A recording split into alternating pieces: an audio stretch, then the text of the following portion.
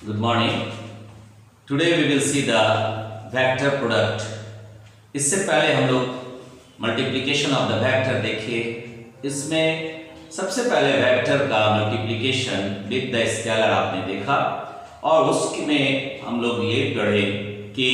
अगर किसी भी वेक्टर को विद द स्केलर डायमेंशनल करते हैं तो डायमेंशनल स्केलर से प्रोडक्ट करते हैं तो ऐसे में वो एक वेक्टर का फॉर्मेशन करता है। दैट इज फॉर एग्जांपल अगर हम लोग यहाँ पर बात किए थे पहले कि अगर that acceleration when make a product with the scalar of dimensional scalar that is mass on that case it become the force. तो ये एक मल्टीप्लिकेशन आपने देखा वेक्टर विद द स्केलर। और वैसे में डायमेंशनल स्केलर के साथ मेरे पास यहाँ पर वेक्टर आया था, लेकिन अगर डायमेंशनल स्केलर नहीं होकर के डायमेंशनलेस स्केलर भी लेते हैं कंसीडर करते हैं तो भी वहां पर वेक्टर अपने वेक्टर फॉर्म में और सेम डायरेक्शन पे या opposite direction according to the nature of the integer होगा। ये हम लोग ऑलरेडी पहले पढ़ चुके हैं। अभी इसके बाद हमने देखा कि there is the vector product that is the dot product, not the vector product, it is the scalar product, or we can say that the two vector when make a product and the result will be the scalar, on that case it is termed as the scalar product. For example आपने consider किया था that is the work is the product of the force vector and the displacement vector. तो यहाँ पर हम लोग जाने कि दो वेक्टर अगर रिजल्ट उसका अगर उसका प्रोडक्ट उसका स्केलर बनता है तो वो डॉट प्रोडक्ट या स्केलर प्रोडक्ट या इनर प्रोडक्ट के नाम से जानते हैं। अभी हम जो देखने जा रहे हैं वो देख रहे हैं कि दो वेक्टर अगर आपस में दो vector if make a product and the result will be the another vector and that vector have the direction perpendicular to either of the vector A and B then it is termed as the vector product. देखो अब इस बात को हम यहां समझ रहे हैं कि अगर दो वेक्टर आपने लिया A vector and B vector और इनका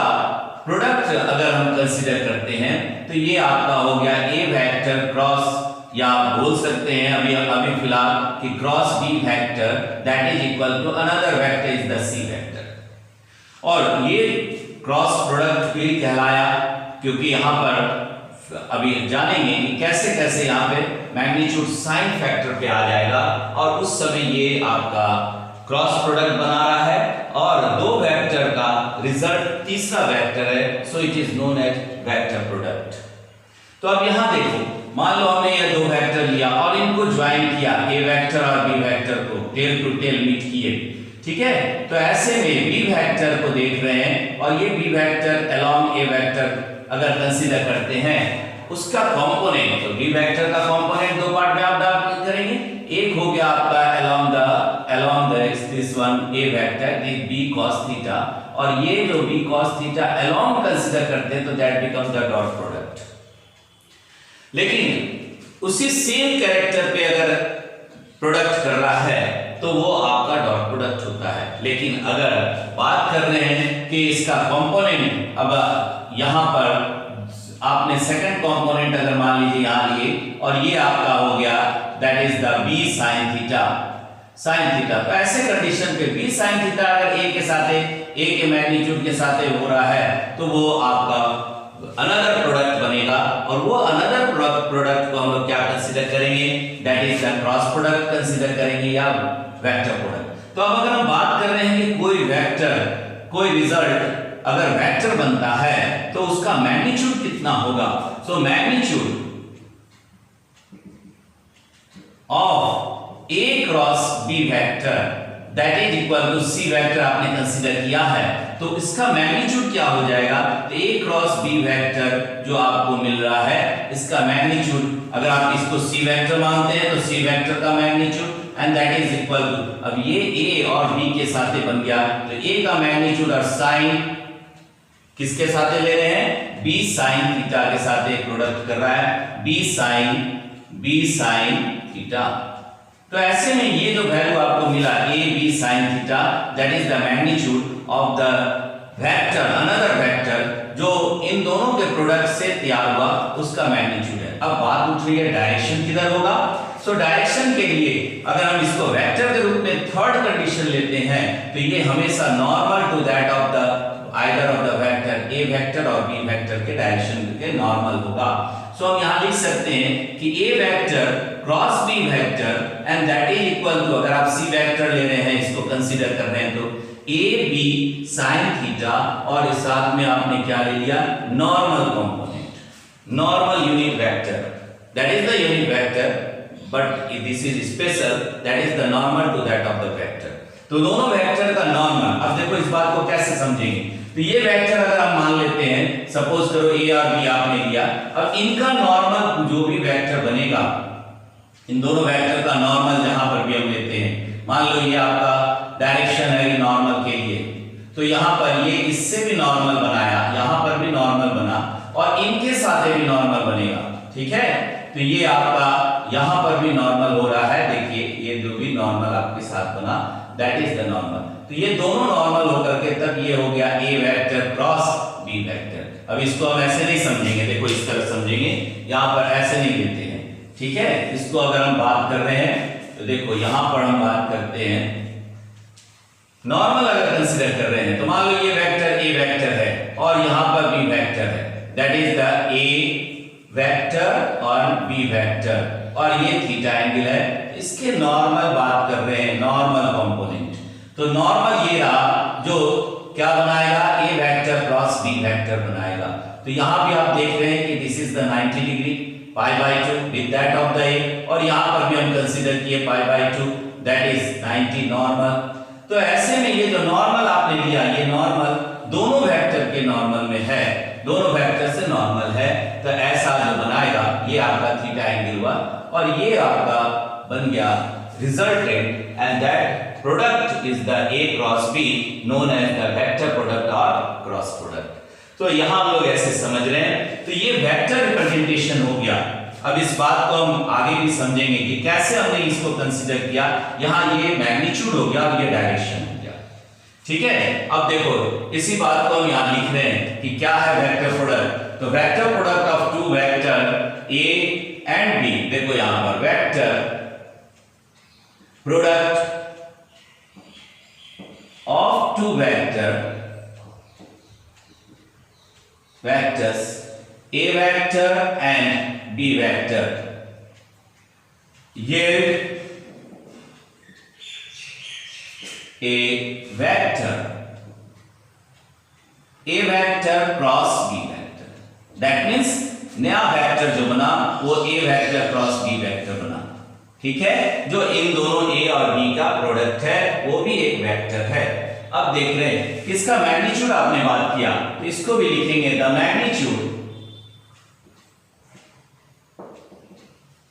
मैग्नीट्यूड ऑफ वेक्टर, कौन सा आपने लिया, A vector cross B vector, इसका magnitude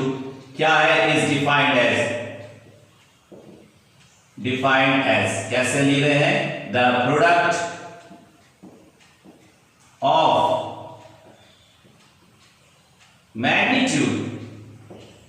of A vector and B vector and sine of smaller angle between them। अब स्मॉलर एंगल क्या हो गया, यहां पर देखो दो एंगल बनेगा, एक A से B और इधर से भी बन रहा है 360 माइनस, अगर आप इसको कंसीडर करते तो ये क्या हो जाता 360 माइनस थीटा। लेकिन हमको क्या लेना है, जो स्मॉलर एंगल है बिटवीन ए और बी वो आप कंसीडर कर रहे हैं। तो यहां पे वही लिखे हैं कि sine of smaller angle between them means A and B. तो ये आपका क्या हो गया, मैग्नीट्यूड हो गया। और मैग्नीट्यूड आप क्या लिख रहे हैं, दैट इज इक्वल टू क्या हो गया यहां पर मैग्नीट्यूड जो आप यहां लिखे हैं A B sine theta, means इसी बात को आप यहां लिख रहे हैं, दैट इज इसका मतलब A vector dot B vector cross B vector magnitude में बात किए, so that is equal to A B sine theta. अब अगर डायरेक्शन के बारे में बात कर रहे हैं यहां पर, तो डायरेक्शन भी आपने दिया है कि the direction of vector A vector cross B vector, इसका डायरेक्शन देख रहे हैं, is at right angle to both, कौन कौन वेक्टर आपने लिया, A vector and B vector, and given by, किसके द्वारा हम देखेंगे निकालेंगे, तो by the right hand thumb rule और राइट हैंड स्क्रू रूल। इसको भी अभी समझेंगे कैसे है। राइट हैंड स्क्रू रूल और या राइट हैंड थंब रूल।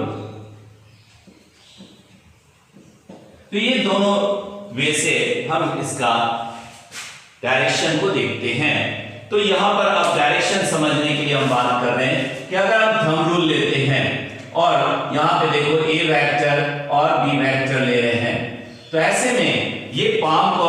ध्यान में रखेंगे और ए वेक्टर से अगर हम बी की ओर मूव कर रहे हैं तो मेरा डायरेक्शन क्या हो गया,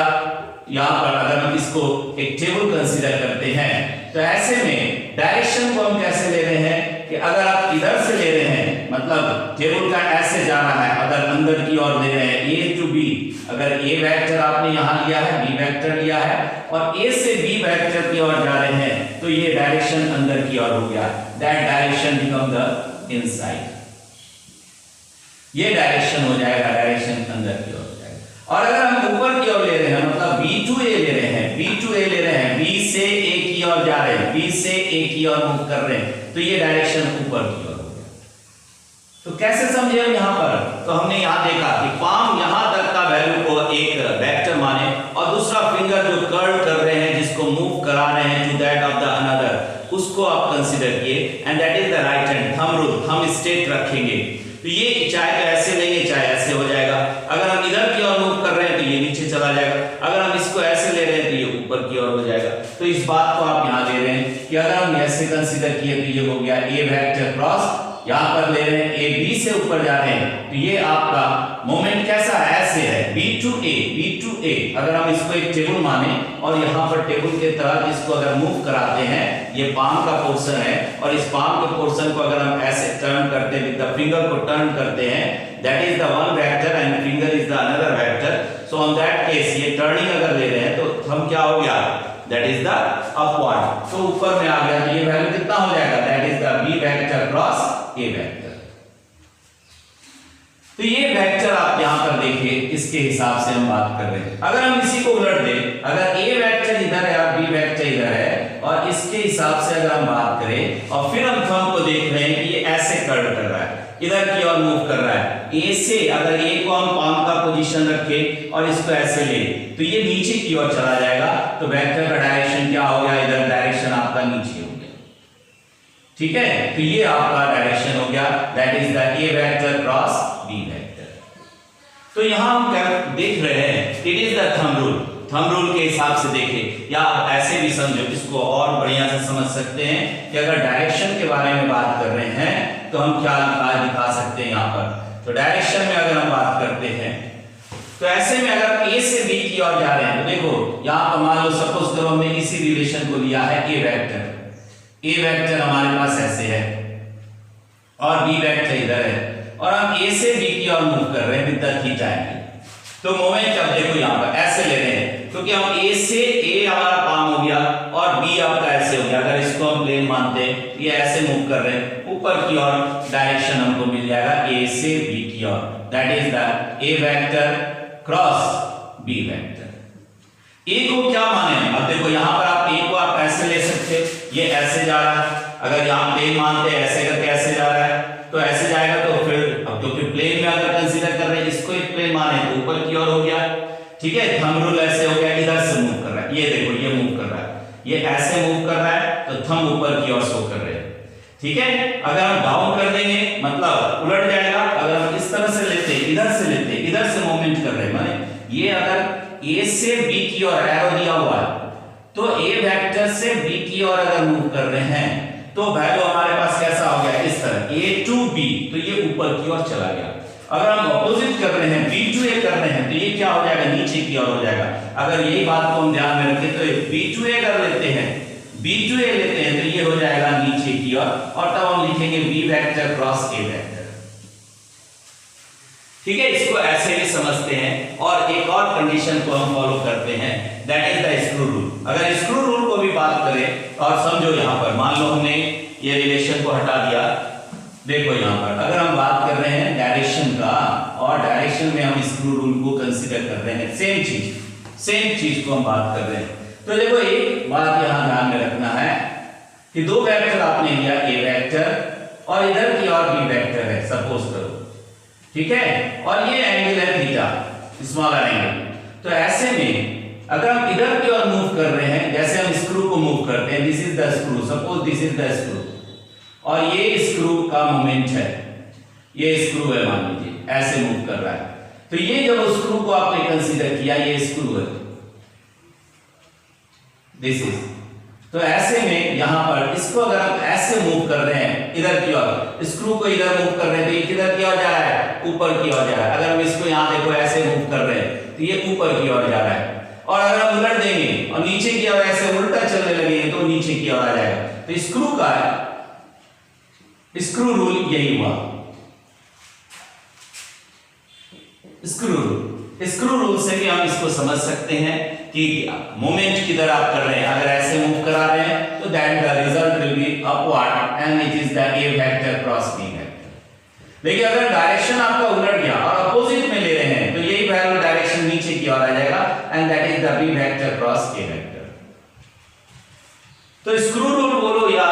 राइट हैंड थंब रूल बोलो, दोनों ही आप समझ सकते हैं। उसमें अरेंजमेंट फिंगर का कर्ल होना, और एक वेक्टर को आप कंसीडर किए दूसरे की ओर कर्ल कर रहे हैं तो थंब का डायरेक्शन जो होगा वही आपका थंब रूल होगा। ये भी बहुत आसान तरीका। एक और बात देख रहे हैं हम लोग कि वेक्टर को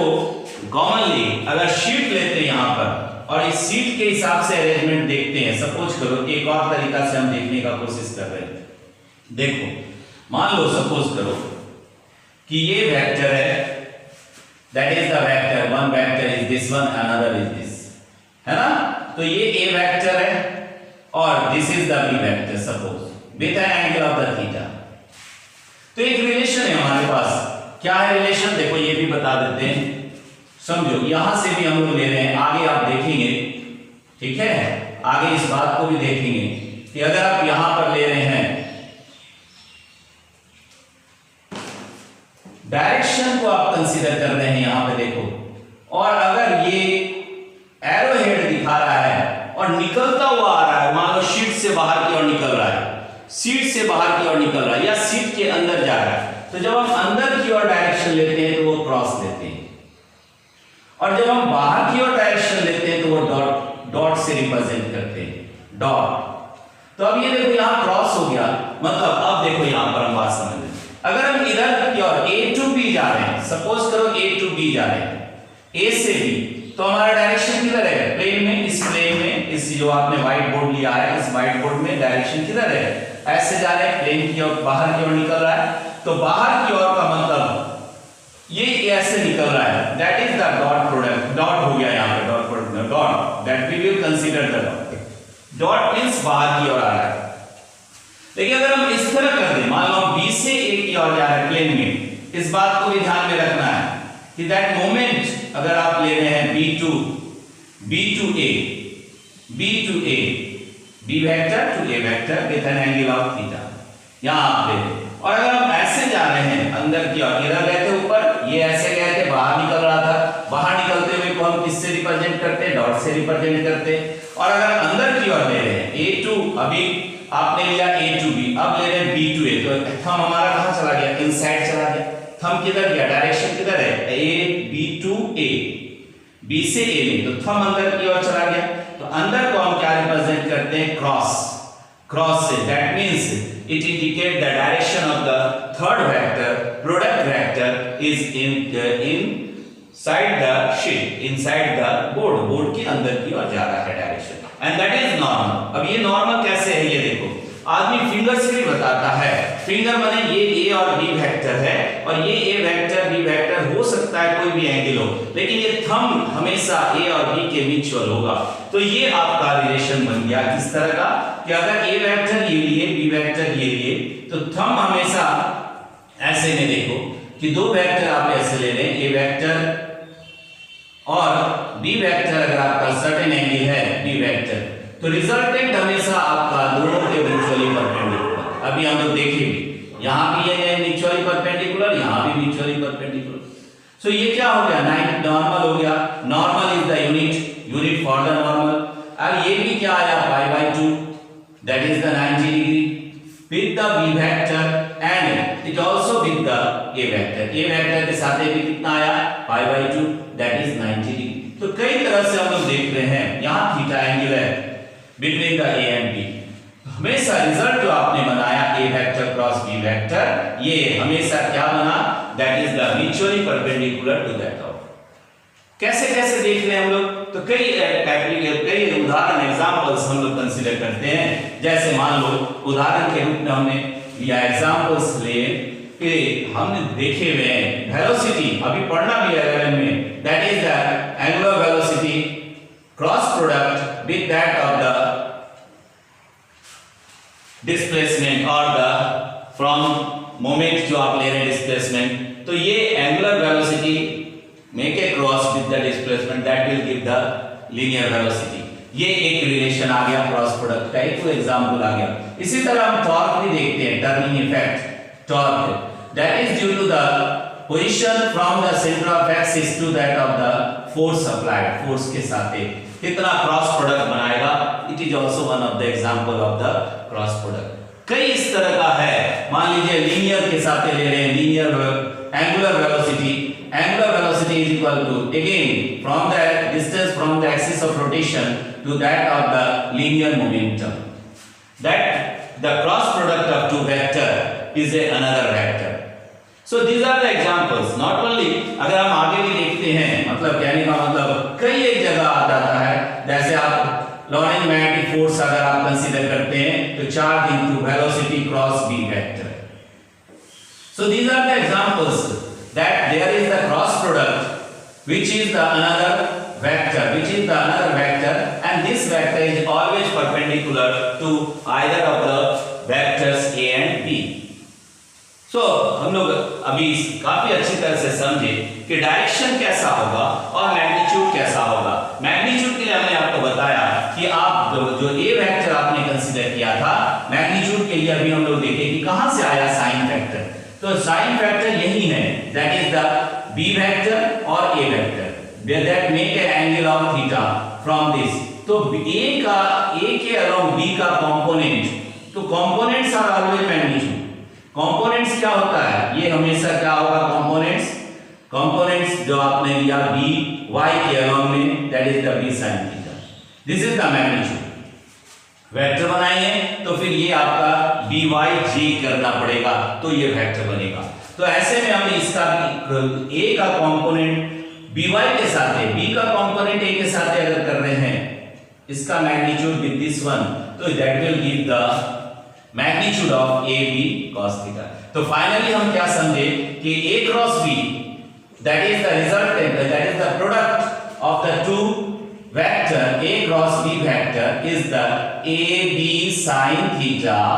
into normal, that is the direction। तो वेक्टर रिप्रेजेंटेशन हो गया इस पूरे वेक्टर का, ये अनदर वेक्टर है। आपने लिखा है कि vector product of two vector a and b yield a vector a cross b, yield means it will develop, it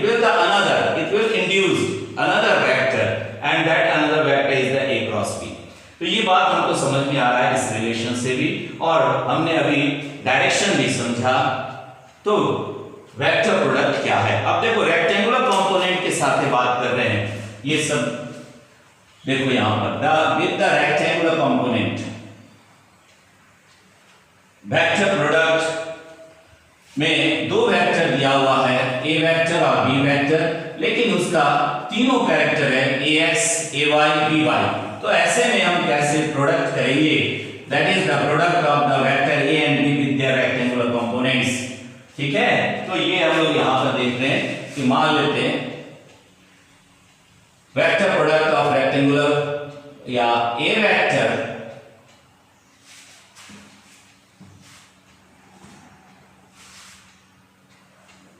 rectangular components, rectangular components के केस में देख रहे हैं, वेक्टर्स दिया हुआ है, तो ऐसे में ए वेक्टर आपको है that is the axi plus ayj, that these are the unit vectors, and azk, और इसी तरह बी वेक्टर भी दिया हुआ है that is the bxi plus byj plus bzk। तो इन दोनों का डॉट प्रोडक्ट आपने किया, सॉरी क्रॉस प्रोडक्ट अभी हम लोग देख रहे हैं, इन दोनों का cross product A vector cross B vector. अब इसको जब हम करने जा रहे हैं दैट इज द अनदर, इसका हमको इनको पूरा को लिखना पड़ेगा axi plus ayj plus azk, and these are the unit cap that is cross with that of the bxi plus byj plus bzk। तो ऐसे में यहां देखो ये हो गया यूनिट, यहां पर अब 9 फैक्टर्स आ रहा है देयर क्रॉस, तो कैसे समझेंगे कि क्या वैल्यू है, तो अब इसको हम समझ रहे हैं यहां पर कि मान लो ये कंपोनेंट आपने लिया है along the x y and z, ठीक है, that is the y, that is the x and this is the z। तो ऐसे में along i यूनिट कैप यहां हो गया j और यहां हमने लिया k। अब बात उठ रहा है कि अगर i डॉट i का i क्रॉस i करेंगे तो i cross i, that means i का 1 अगेन 1 मैग्नीट्यूड एंड साइन, अब यहां पर i क्रॉस i कर रहे हैं, i क्रॉस i, तो i पे i का वैल्यू देख रहे हैं, i वेक्टर पे i वेक्टर को देख रहे हैं, तो यहां पर थीटा बराबर कितना हो गया 0 डिग्री हो गया, और sin 0 हम सब जानते हैं कि sin of the 0 degree that is equal to 0, तो यहां पर भी हम sin 0 कर दिए, sin 0, तो ये पूरा का पूरा वैल्यू क्या हो गया 0 हो गया। दैट मींस अब सिंपल वे में हम सब कुछ जान गए, इसका मतलब j cross j that is also 0, क्योंकि यहां पर भी j क्रॉस j, अगर j आपने लिया फिर यूनिट क्या तो सेम j आप ले रहे हैं, यहां भी थीटा इनके बराबर 0 हो गया, तो ऐसे में फिर आपको क्या मिला sin 0 is equal to with 0, तो यहां पर भी आपको हो गया j cross j and k cross k again it is also 0। तो ऐसे में अगर सेम कैरेक्टर के साथ the vector cross product of the vector with itself it will give the 0 value, तो ये आपको मिल रहा है। एक और बात अब यहां पर हम ले रहे हैं इनके अलावा कि अगर हम i j करते हैं तो क्या रिलेशन हमको मिलेगा, i से j की ओर मींस 90 डिग्री, फिर j से k की ओर मींस 90 डिग्री, फिर k से i की तरफ means again pi by 2 90 degree, तो ये 3 प्लेन हो गया। तो ऐसे में अगर हम बात कर रहे हैं तो देखो यहां पर, अब इस बात को यहां पर समझेंगे कि कैसे इसको हमको लिखना है, ठीक है, तो हम i से j की ओर मूव कर रहे हैं, सो that become the i cross j that is equal, अब वैल्यू आ गया नॉर्मल इसका, तो ये एक प्लेन है तो नॉर्मल क्या हो गया z की ओर हो गया, तो वैल्यू क्या हो जाएगा k हो जाएगा, और क्योंकि पॉजिटिव है यहां पर दोनों का वैल्यू ये 1 है sin of the pi by 2 is equal to 1, so that become the positive k। समझ में आया बात। अब इसी तरह हम आ रहे हैं j से j to k, j cross k, तो दैट इज इक्वल टू, अब j क्रॉस k कर रहे हैं यहां से यहां, तो ये वैल्यू कितना के वैल्यू नॉर्मल इन दोनों प्लेन में, इस प्लेन में yz प्लेन में, तो क्या हो गया ये x क्या हो गया that is the normal for yz plane. तो यहां पर 3D में समझो, ये मान लो एक रूम ले लिया आपने या एक रेक्टेंगल ले लिया, यहां पर मान लो देखो ये बना है 3D के रूप में,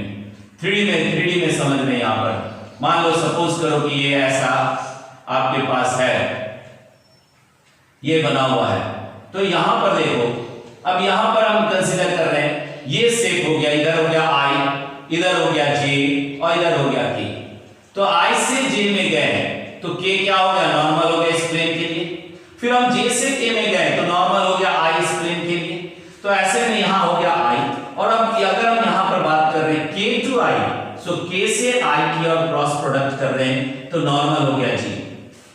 ठीक है। तो अब अगर हम यहां से ऐसे मूव कर रहे हैं तो हम एंटी क्लॉकवाइज को कंसीडर कर रहे हैं with the axis X Y Z, तो that will give the positive value of the normal product. लेकिन अगर हम इसी को अपोजिट कर दें, आई टू जे कर दें, तो ये क्या हो गया, माइनस हो जाएगा।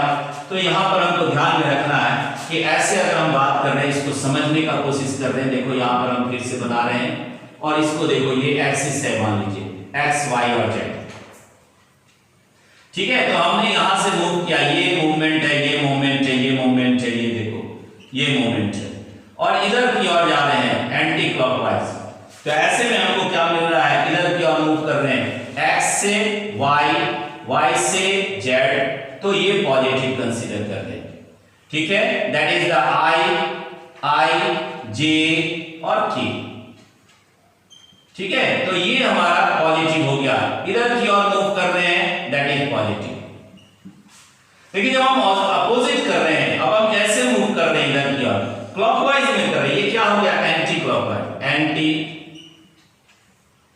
क्लॉकवाइज। और अगर क्लॉकवाइज में ले रहे हैं तो ये निगेटिव हो जाएगा, निगेटिव एंटी क्लॉकवाइज में पॉजिटिव था, क्लॉकवाइज क्या हो गया, निगेटिव हो गया। तो अब ये ऐसे अगर हम मूवमेंट कर रहे हैं यहां पर, तो ये क्या आपको मिल रहा है, निगेटिव मिल रहा है। इसका मतलब अगर हम आई से के की ओर देखें, इसी बात को आगे बढ़ा रहे हैं, यहां से अगर आई क्रॉस के करते हैं तो that is equal to minus A, ठीक है, माइनस ए यहां पर आ गया। सारे को आप लगा सकते हैं यूनिट कैप, और नहीं भी लगाएंगे तो भी चलेगा, क्योंकि ये ऑर्थोगोनल यूनिट वेक्टर, ये स्पेशलाइज्ड है। फिर अब यहां से के से जे की ओर जा रहे हैं, तो माइनस आई, के टू के क्रॉस जे अगर मूव कर रहे हैं तो माइनस आई, और अगर फिर जे से आई की ओर जा रहे हैं, जे वेक्टर क्रॉस आई, तो दैट इज द माइनस के। ये हो गया आपका, कैसे हम नॉर्मल को कंसीडर करेंगे, किधर से पॉजिटिव है और किधर से नेगेटिव है, और इस बात को अगर हम समझ जाते हैं तो हम इसको सॉल्व कर लेंगे, ठीक है। अब ये 9 फैक्टर आपको मिल रहा है, 9 फैक्टर को आप इस तरह लिख सकते हैं, ठीक है। I dot I that become the zero, आप आई डॉट आई जीरो किए हुए, आई डॉट जे, अब I dot J that value is the, I dot J is the के, रिजल्ट के में चला जाएगा। इस तरह करके आप इसको लिख सकते हैं, सारे का क्रॉस प्रोडक्ट कर सकते हैं, ठीक है। अब इसको एक मेथड आप यहां पे देख रहे हैं। दूसरा क्या है कि अगर आप डिटरमिनेंट मेथड या मैट्रिक्स मेथड भी बोल सकते हैं उसको, डिटरमिनेंट मेथड अगर आप लगाते हैं इसी चीज को ध्यान में रखते हुए, तो ऐसे हम इसको सॉल्व करेंगे। That is the very easiest way to solve this such type of product. तो ऐसे में A vector cross B vector आपने लिया, और इसको मान लो हमने यहाँ पर एक डिटरमिनेंट का कंडीशन को फॉलो कर रहे हैं, ठीक है, डिटरमिनेंट का कंडीशन फॉलो कर रहे हैं, और यहाँ हो गया आई, ये हो गया जे, आई जे, यहाँ ले लिए के, अगेन आई और अगेन जे। अभी बहुत सिंपल वे में समझने के लिए ये आपको जानना जरूरी है। सो अब देखो कंपोनेंट ये ax, तो ax को हमने i के जगह रख दिया, और y का ay लिख दिए, k का az लिख दिए, अगेन लिखे ax, और अगेन लिख रहे हैं that is again ay, j में आपका क्या है, y है। फिर आ गया bx, by, bz and bx, by। अब इसका आपको क्रॉस प्रोडक्ट निकालना है, तो सबसे पहले ध्यान रखना है या जिस रो को आप ले रहे हैं उस रो को पहले क्लोज करेंगे। मान लीजिए आपने लिया i का वैल्यू यहां से ले लेंगे मान लो, तो i का रो और कॉलम दोनों बंद हो जाएगा, that we will close it. हम लोग इसको क्लोज कर देंगे, i और रो का वैल्यू क्लोज कर दिए, तो क्या बना हमारे पास, इतना vector product of ay bz minus product of by az। अब इसी को हम लिखने जा रहे हैं, that is equal to i में, i कंपोनेंट में देख रहे हैं, i में क्या हो गया, ay bz minus by az। अब j ले रहे हैं प्लस j, ठीक है, प्लस j। अब यहां j में जब हम कंसीडर करें, फिर हम j को क्लोज करेंगे, j का रो और कॉलम दोनों बंद हो जाएगा, रो और कॉलम दोनों बंद हो जाएगा, j का दोनों बंद करके। ठीक है, इसको आप देखिए, जिस वैल्यू को लेना है, जिस वैल्यू को कंसीडर करना है, उसको हम क्लोज कर देंगे, उसका वैल्यू को क्लोज कर दे रहे हैं। पहले हमने i को कंसीडर किया था तो i को क्लोज किए थे, ठीक है। अब j ले रहे हैं तो j को क्लोज कर दिए और आगे बढ़ रहे हैं, तो यहां पर क्या हो गया, az माइनस ay, यहां पर az dx minus bz ay। अब इसको लिखेंगे j के केस में az dx माइनस यहां हो गया bz ay। और अब देखो थर्ड कंडीशन हमारे पास आ गया, अगर हम k को कंसीडर करते हैं, यहां देखिए अगर k को कंसीडर करेंगे तो k के साथ क्या आ जाएगा, प्लस k, और ये भी यूनिट क्या है, तो फर्दर k को क्लोज करेंगे। को क्लोज किसको करने जा रहे हैं, k को क्लोज करने जा रहे हैं, माने क्लोज करने का मतलब कि k का जो कॉलम एंड रो है उसको हम नहीं कंसीडर करेंगे, दैट इज द वे। तो अगर हम इनको नहीं कंसीडर कर रहे हैं तो फिर हमारे पास क्या है, ax by minus this two, तो इसको भी हम लिख सकते हैं that is equal to ax by minus bx ay, और ये रिलेशन हमारा बन गया। अब इसमें जो भी वैल्यू रहेगा, इसका जो भी नंबर रहेगा उसको आप पुट करेंगे and you will get the vector of a vector, क्या मिल गया, a vector cross b vector. तो ये तीनों वेक्टर आप कैलकुलेट कर सकते हैं। अब इसको अगर हम इसका डिस्ट्रीब्यूटिव लॉ भी लगाते हैं और सारे वैल्यू को भी लिखते हैं तो भी हम उस वैल्यू को निकाल सकते थे। 9 वेक्टर को आप लेते जिसमें कि i i j j k k cancel हो जाता, that become the 0, and remaining जो होता उसको आप माइनस करते, same character you will get. तो कितना आराम से हम डिटरमिनेंट मेथड या मैट्रिक्स मेथड के द्वारा हम रेक्टेंगुलर कंपोनेंट से जो वेक्टर आपने लिया, वेक्टर जो नया वेक्टर प्रोडक्ट वेक्टर बना, उस प्रोडक्ट वेक्टर का वैल्यू क्या है और रेक्टेंगुलर कंपोनेंट में वो भी हम कैलकुलेट कर लेते हैं, ठीक है। तो आज अभी वेक्टर क्या हम लोग समझे, वेक्टर प्रोडक्ट क्या समझे, और वेक्टर प्रोडक्ट को ही हम इनर प्रोडक्ट या क्रॉस प्रोडक्ट कहते हैं, और वेक्टर प्रोडक्ट को ही हम आउटर प्रोडक्ट भी कहते हैं। इसलिए यहां लिखा हुआ है क्रॉस प्रोडक्ट, और it is also known as outer product, ठीक है। In the next video we will see the properties of the vector product or cross product.